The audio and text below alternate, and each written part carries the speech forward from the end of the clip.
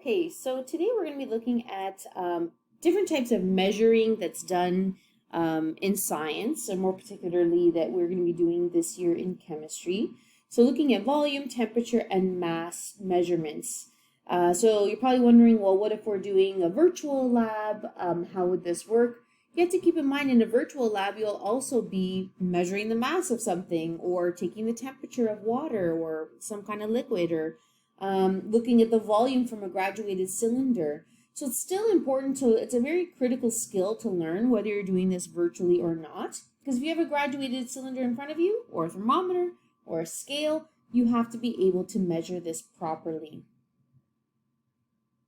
Okay, so first of all, when you are measuring the volume of any liquid within a cylinder-shaped material, so this can be from a burette or from a graduated cylinder or a pipette. There are actually many different measuring tools that have volume measurements within a within a cylinder-shaped container. So it's important to understand how to go about reading this. So you'll notice at the, kind of highlighted in red here, you'll notice that the liquid inside of the container takes on this curvature shape. So this is known as what's called the meniscus. Now, when you're reading the volume of a liquid, we never read from the meniscus points, like the top or the middle. You always read from the bottom of the meniscus. So meaning if you have a curve, you are reading from the bottom of that curve. Now, you're probably wondering, well, what makes it take on this shape? It actually has to do with the properties of the liquid itself. So how attracted are the liquid properties to each other in comparison to how attracted they are to the material that the container is made up of originally. Now, the meniscus can either be in this shape, or you'll notice sometimes that it is in this shape. So imagine here's our cylinder, and the curve is actually kind of, instead of a smiley face, it's kind of a frowny face. It's turned upside down.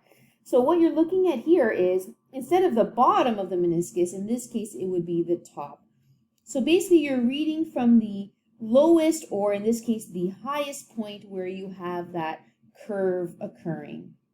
Okay, now it's important because if you're reading the volume from up here, this may be off by, a milliliter, or even a half milliliter or a 0.1 milliliter can still make a pretty big difference when you are using this number to actually determine something in, let's say, in a calculation later on. Okay, now when you're probably not going to have this problem in a virtual lab, but when you are reading from a curved cylinder shape in real life, it's important to look at it directly at eye level. Okay, so meaning you don't want to look at it with you being below the curve, or imagine if this person was higher looking down, you don't want that to be occurring either. So the reason for that is because if you remember from grade 10 science, or if you haven't taken grade 10 science yet, if you're in my grade 9 AP watching this, what happens is light refracts when it goes through different media. So meaning when the light travels from the, let's say you have a light source over here, it's traveling through the glass, through the water, through the glass, and then into your eyes, which, look at this person, through the goggles, through the lens, and then through the lens of their eyes, right? It's traveling through a whole bunch of different type of objects or items. Light has a slight bend to it, okay? It changes speed. So what does that mean for us in chemistry? So I'm not so concerned about the light bending. What I'm concerned about is you reading this properly, because what happens here is something called a parallax error. So meaning that you are going to see a different measurement by looking at it too low or too high than you would if you were to look at it straight on. So this is the correct method, right? You would always want to have it at eye level. So you're probably wondering, well, what happens if it's on, I'll draw you a little diagram here since we're not in person. So let's say we have, this is our lab bench, okay? And here is my graduated cylinder, okay, with my graduation lines. Ooh, those did not come out so well, but anyways, you get the point. So let's say the liquid is in here and we want to read this volume. but the person is standing up here, okay? So obviously their eyes are not at eye level. So you're probably wondering, well, can I bring this graduated cylinder? I wonder if it'll let me do this. Ooh. Okay. Can I bring this graduated cylinder up to my eyes so that they're now at eye level? Absolutely not. Because when you're holding it in your hands to bring this up, you are not going to be holding it on a even plane. Like you might have a slight bend to your hand. And even though you might try really, really hard to make it straight and that you are, level, it's not going to be as level as the lab bench. Okay, so what you have to do is the person needs to come down. Oh, this worked out better than I thought. So obviously you're not going to be kind of sunk down here. You would have to do a squat or bend down. So you would need to now look at it at eye level with yourself moving, not the actual equipment itself. Okay, so that's to avoid parallax errors. So graduated cylinders. So graduated cylinders come in a variety of different shapes and different sizes. I shouldn't say variety of shapes. Some of them are thinner is what I meant, and some of them are thicker, right?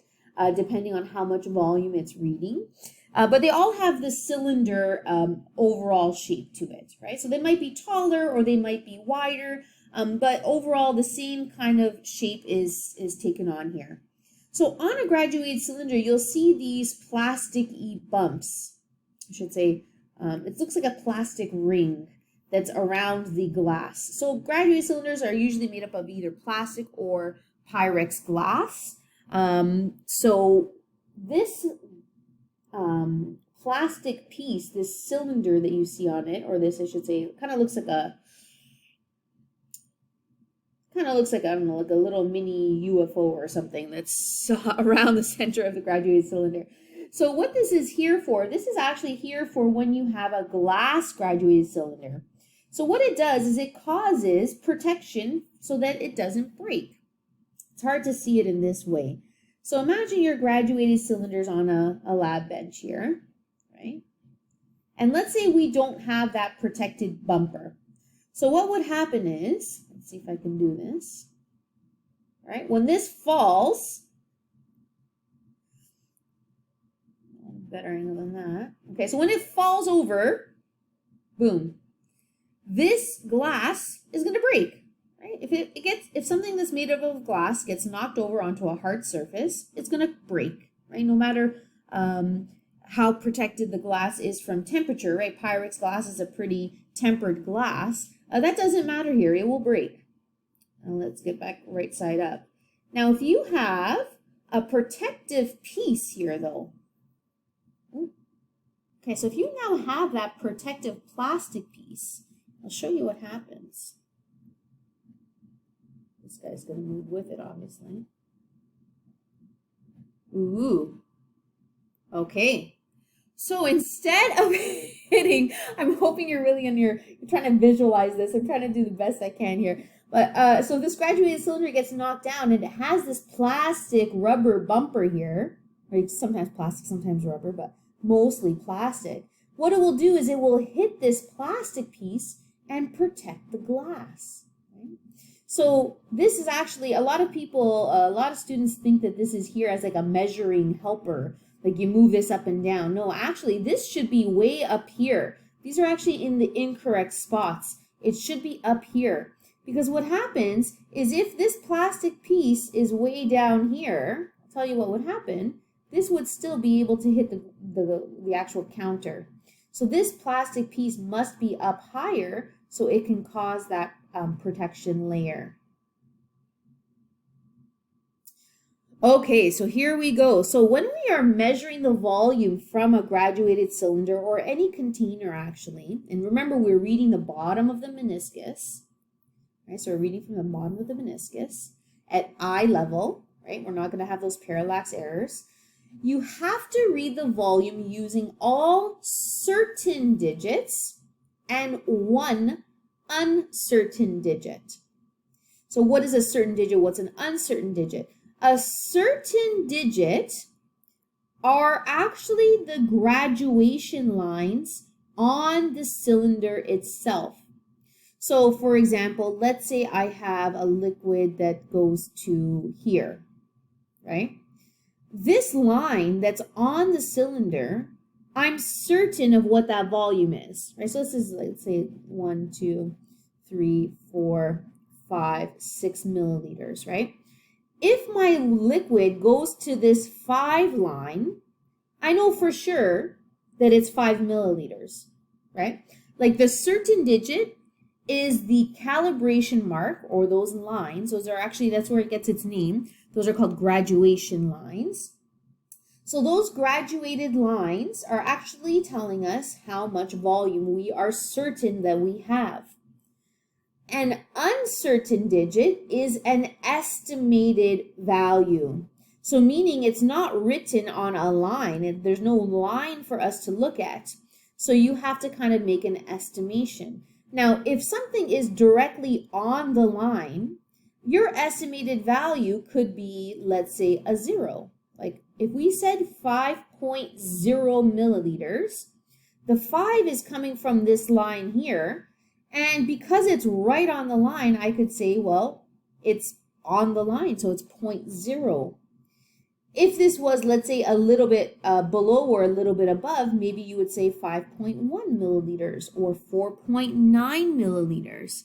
So depending on the estimation you're doing, right, you will adjust that, of course. That's what you're going to be doing. So the certain digits must be reported, of course, so the graduation lines. And you need one uncertain digit, meaning there should be one number in your measurements that you are trying to estimate. Okay, so here is an example. So we have a graduated cylinder here. And every graduated cylinder, the lines can represent different increments. So kind of the first thing, before you even start reading the liquid measurement, you want to be sure that you understand what each of these lines represent. Now, normally there will be some markings with numbers on it. And of course, you don't have a number on every single line because it would be really busy here. We wouldn't be able to read this properly. So the 50 line is this big line right here. And you'll notice that the next big line says 60. So that means between here and here, right, there is a difference of 10 milliliters. So each line that's in between, to understand what those are, you basically have to count them. So here we have 1, 2, 3, 4, 5, 6, 7, 8, 9, 10. So there are 10 unit increments for this particular graduated cylinder. So each line represents 1 milliliter, right? Now you can have some graduated cylinders where there's only 5 lines, but the unit difference is still 10. So if there's 5 lines, that means each line represents 2 milliliters. You might have a graduated cylinder that has 20 lines in a 10 unit increment. So that means each line might be 0.5 milliliters, right? So the difference in each line is going to be, you have to make that decision first. Count them out. You have to know what each line represents so that you know what your certain digits are. So here we have, if you notice, the bottom of the meniscus is right here, okay? So it kind of curves down like this. So the graduated lines that the liquid for sure is we have 1 line and 2 lines. So notice this third line, the third line is not passed yet. So that means it is definitely 52 something, but it's not 53 yet. So the certain digits that we know is this line. This line represents 52. So we have to also now report an uncertain digit. So this is going to be an estimated value, meaning when you look at this picture, how much do you think that it is in between? So this one will be kind of difficult to see on first glance, but you'll get more and more used to it. So it's definitely over the halfway point, I would say. So I actually said that it's 0.7. So you can see here the larger pink line. We'll continue this in the next part.